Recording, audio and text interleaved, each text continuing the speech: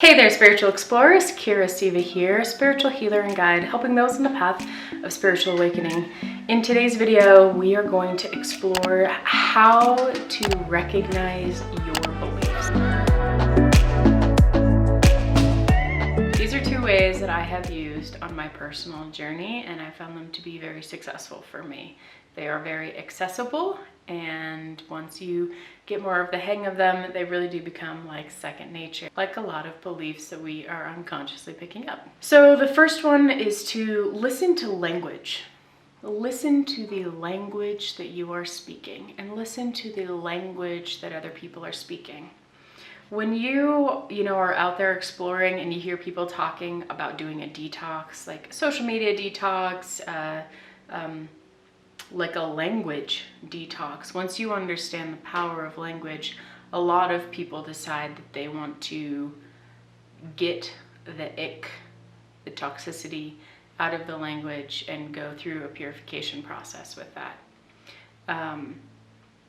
The reason for that is because if you listen to language, it will shape, it shapes your life. It shapes the way that you perceive life. And it also, and once you put that language into the environment, affects the people around you, and they will in turn shape your life to look very similar to what you are putting out. Does that make sense?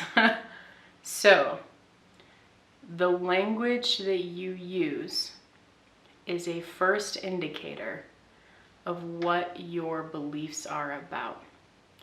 The power in answering questions is that you write some answer down, and then you can review your language.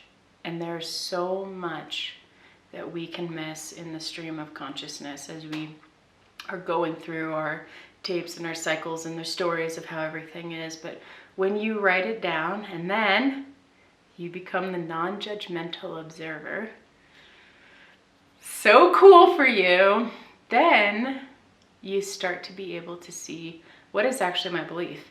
And sometimes you'll get really shocked. You'd be like, I didn't know I actually believe that. I didn't know that I had a limiting belief. I put limits on myself without knowing that I had to put limits on myself. I refused to make money because money was a struggle for my parents. And that is my belief, is that money is a struggle and work has to be hard, or I have to sacrifice for it. And once you read it and you look back and you're like, wow, that's something that has been operating in my life this whole time. So powerful, powerful stuff. So how do you start listening to your language? First, you become the non-judgmental observer. Geez, so helpful. Then you're going to really listen to the sentence structure, the choice of words, which is really huge key indicator of your beliefs, and then the emotional emphasis behind those words. So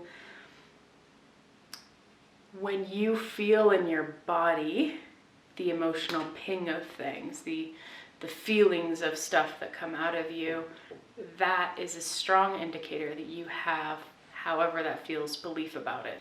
When you listen to these three components, the sentence structure, the choice of words, the emotions behind those words, you're gonna start painting a picture of you.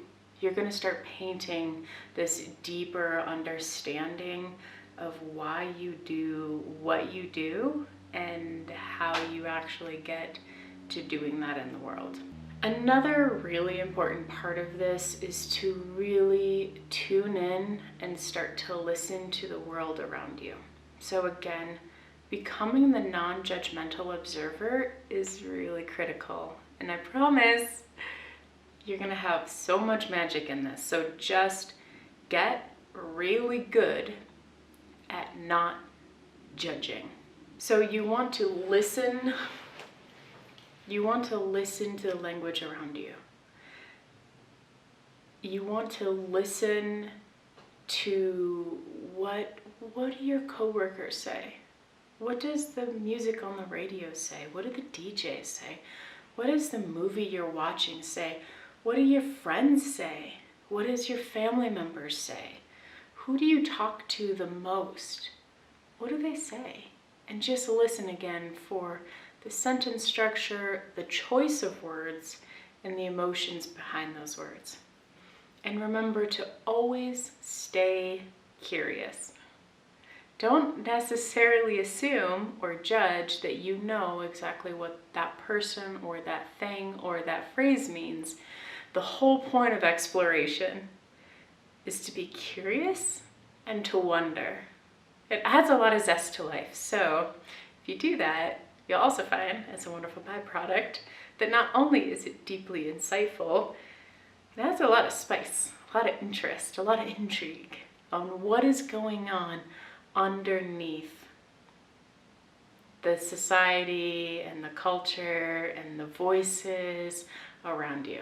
The second way is going to start out the same way as the first way. So the second way, you first begin by becoming the non-judgmental observer. You are observing life, accepting it as is, and just seeing what it is. It is what it is. The thing about culture and the thing about the way that humans act is that once we've done something enough times, it becomes second nature, and we don't have to go through the thinking process in order to carry it out. That is super cool as a human. And we store a lot of our hidden beliefs within our actions that we never verbalize.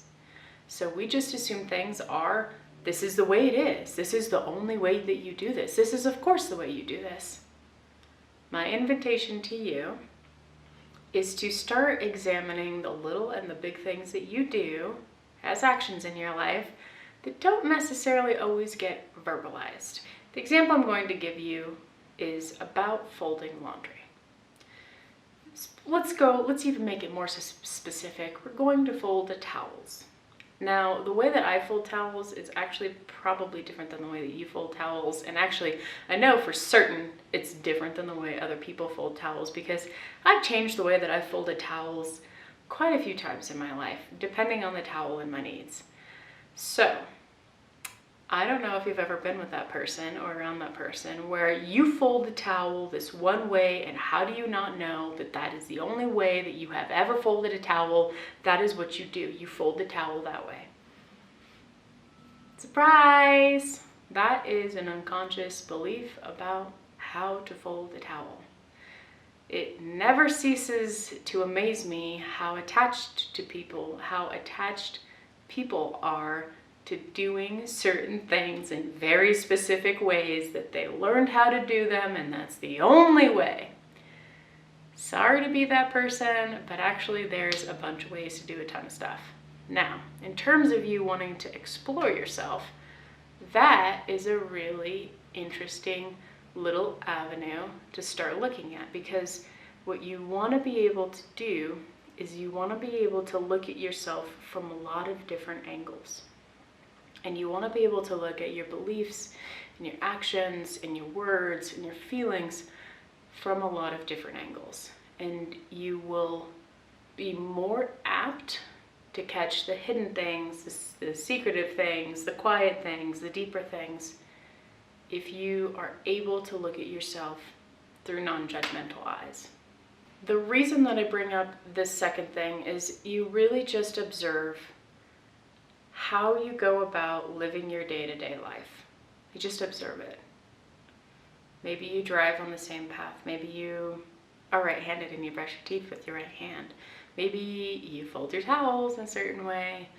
Maybe you have a routine that you do in your life. So much of inner exploration is literally just being present with yourself and of acknowledging and consciously recognizing what is going on. So in all of these unspoken moments of your day-to-day life that is now on this secondary operating program, you are able to see overarching patterns. Wow, I go to Starbucks when I get really emotional, or you think about eating, right? I really do this thing when I feel stressed, so I go and grab a bottle of wine. I felt really uncomfortable and ashamed today, and I ate a piece of chocolate. I don't know what it is specifically, but the concept is that you watch the unspoken parts of your life and you start recognizing the driving factors and then the beliefs behind those driving factors to understand your hidden beliefs. In spiritual exploration, it's so important to be able to recognize your hidden beliefs, because that's a lot of the spiritual journey, and that's a lot of what we're going to be talking about in terms of having this transformational process that happens that aligns you with the truth of who you are, and is super fun. It's so much fun, and I hope that today's video helps you dive a little bit deeper into some of the darker recesses of who you are, to discover your hidden beliefs, and also really to discover and recognize and acknowledge your more obvious beliefs, because they're running in the background of our lives all the time, and you can do powerful things by being able to acknowledge them, accept them, recognize them, and for some of them, change them. So if you like this video and would like to see more, please click the subscribe button below. Don't forget to hit that like button and share my videos. If you have somebody that could really utilize this content, please share it out. And don't forget to leave me a comment below. I would love to see how your adventure into your inner realms with exploring your beliefs is going. So we will see you next time.